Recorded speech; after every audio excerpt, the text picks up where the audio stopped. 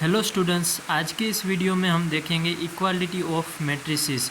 इसके अगले वीडियो में हमने देखा था टाइप्स ऑफ मैट्रिसेस, लेकिन इस वीडियो में हम देखेंगे इक्वालिटी ऑफ मैट्रिसेस। तो देखिए, इक्वालिटी ऑफ मैट्रिसेस का मतलब क्या होता है। मतलब कि आपको एक ए मैट्रिक्स दिया हुआ है और एक बी मैट्रिक्स दिया हुआ है। इस ए और बी मैट्रिक्स के दोनों के कोरस्पॉन्डिंग एलिमेंट भी सेम होंगे और इन दोनों का ऑर्डर भी सेम होगा। ठीक है, जैसा आपको इसमें दिखाया गया है। ठीक है, इसके एलिमेंट भी सेम होंगे।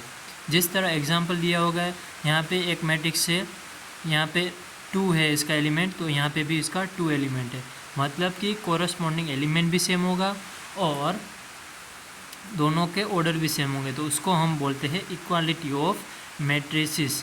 अब इसको हम सिम्बोलिकली क्या लिख सकते हैं, इसको सिम्बोलिकली हम लिख सकते हैं A is equal to B simply. ठीक है, इसके बाद आता है एक एग्जांपल दिया हुआ है यहाँ पे X Y Z A B C. ठीक है, ये मैट्रिक्स और ये मैट्रिक्स, इन दोनों के बीच में इक्वल का साइन है। मतलब ये दोनों मैट्रिक्स क्या है, इक्वल मैट्रिक्स। तो हम x इज इक्वल टू -1.5 लिख सकते हैं। ठीक है, तो सिंपली हमें x की वैल्यू मिल गई यहाँ पे, और फिर y इज इक्वल टू 0 लिख सकते हैं। मतलब यहाँ पे y की वैल्यू मिल गई, फिर z की वैल्यू मिल गई, फिर a की। सिंपली हम ऐसे वैल्यू फाइंड कर सकते हैं। उसी तरह हमें एग्जांपल दिया हुआ है एक, यहाँ पे एक मैट्रिक्स ये दिया हुआ है और ये एक दिया हुआ है, उसके बीच में इक्वल की साइन है। मतलब कि दोनों मैट्रिक्स हैं, दोनों मैट्रिक्स इक्वल मैट्रिक्स है। ओके, तो सिंपली हम कोरस्पॉन्डिंग एलिमेंट्स को इक्वल लिख सकते हैं। तो x + 3 इज इक्वल टू 0 लिख सकते हैं। ठीक है, x + 3 इज इक्वल टू 0। उसी तरह z + 4 इज इक्वल टू हम 6 लिख सकते हैं। Okay, simply 2y - 7 is equal to हम 3y - 2 लिख सकते हैं। इसी तरह हम वैल्यू फाइंड कर लेंगे। ठीक है, x is equal to -3, y is equal to -5 and z is equal to 2। तो ये इक्वल मैट्रिक्सिस कहाँ काम आता है, तो वहाँ जहाँ पे हमें वैल्यू फाइंड करनी होती है किसी भी इक्वेशन में, किसी भी जो value x y z a b c या किसी की भी वैल्यू फाइंड करनी होती है, तब ये हमें काम आता है। ठीक है, सेकंड एग्जांपल दिया हुआ है, find the value of a b c and d from the following equation.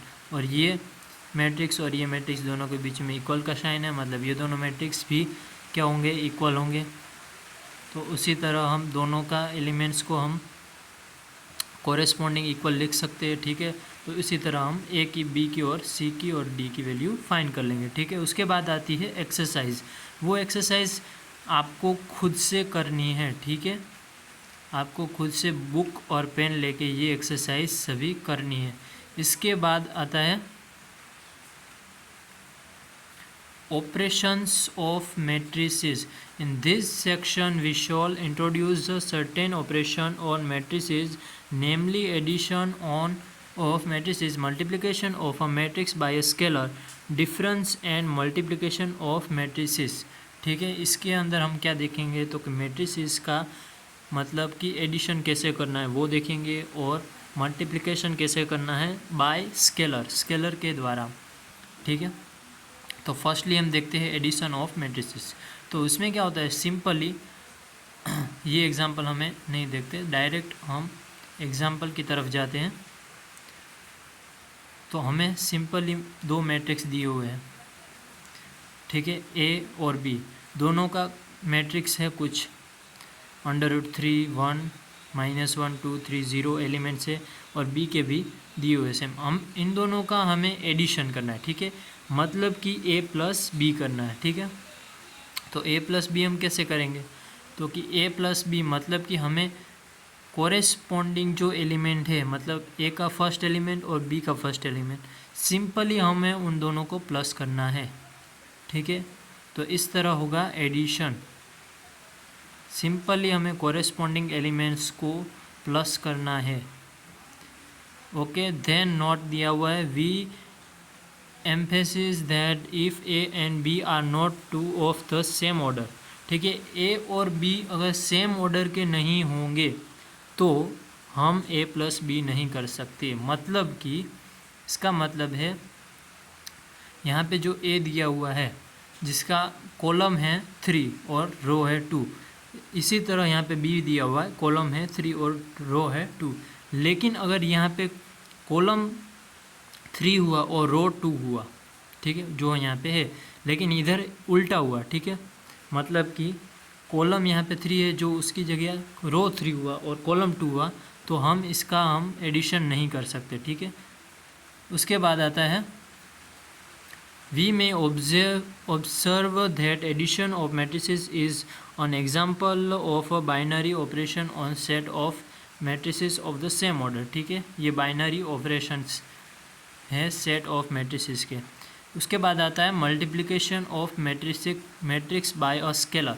Scalar यानी कि 1 2 3 सिंपली कोई भी एक्स वाई जेड जो भी होगा एलिमेंट होगा, उसके द्वारा हमें मैट्रिक्स को मल्टीप्लाई करना है, ठीक है। सिंपली हम इसमें भी हम एक एग्जांपल के थ्रू ही समझेंगे। मतलब ए मैट्रिक्स दिया हुआ है कुछ 3 1 1.5, ठीक है। अब उसके साथ हमें मल्टीप्लाई करना है 3 को, तो 3 को हम कैसे मल्टीप्लाई करेंगे? तो 3 को हम ए के ईच मतलब कि सभी एलिमेंट के साथ मल्टीप्लाई करेंगे, ठीक है। 3 को 3 के साथ मल्टीप्लाई किया तो 9, 3 को 1 के साथ किया तो 3। इसी तरह यहाँ पे 3 की जगह कोई कुछ भी हो, मतलब 9 हो तो 9 को भी इसी तरह सभी एलिमेंट के साथ मल्टीप्लाई करना है। उसको हम क्या बोलेंगे? तो स्केलर मल्टीप्लिकेशन। उसके बाद आता है नेगेटिव ऑफ मैट्रिक्स। ये तो सिंपल है। नेगेटिव ऑफ मैट्रिक्स मतलब क्या है? तो मतलब -1 के साथ मल्टीप्लाई करना है। कोई मैट्रिक्स दिया हुआ है ए, ठीक है, ए का नेगेटिव मैट्रिक्स क्या होगा?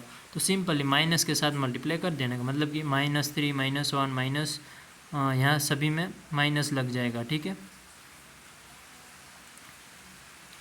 और यहाँ पे जो माइनस है वो माइनस माइनस क्या हो जाएगा? प्लस हो जाएगा, ठीक है। उसको हम क्या बोलते हैं? Negative matrix.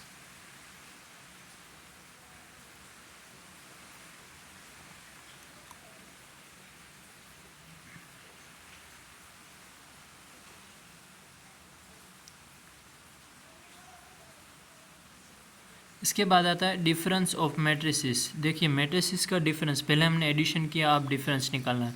तो उसमें भी सिंपली सेम टू सेम हम एग्जांपल से सीखेंगे। ए दिया हुआ है मैट्रिक्स एक और बी दिया हुआ है, इसमें भी सेम ऑर्डर होंगे तो ही डिफरेंस निकल पाएगा, ठीक है। तो डिफरेंस निकालना है ए का और बी का। तो अभी हमें सिर्फ डिफरेंस नहीं निकालना है ए और बी का, पहले ए को 2 के साथ मल्टीप्लाई करना है, ठीक है, फिर उसमें से बी निकालना है। तो हमने ए को 2 के साथ मल्टीप्लाई किया, ठीक है, उसके बाद हमने बी को निकाला, ठीक है। तो इसका आंसर आएगा ऐसा। सिंपली इसमें भी जैसे हम एडिशन में करते थे, कोरेस्पॉन्डिंग जो एलिमेंट होता था उसके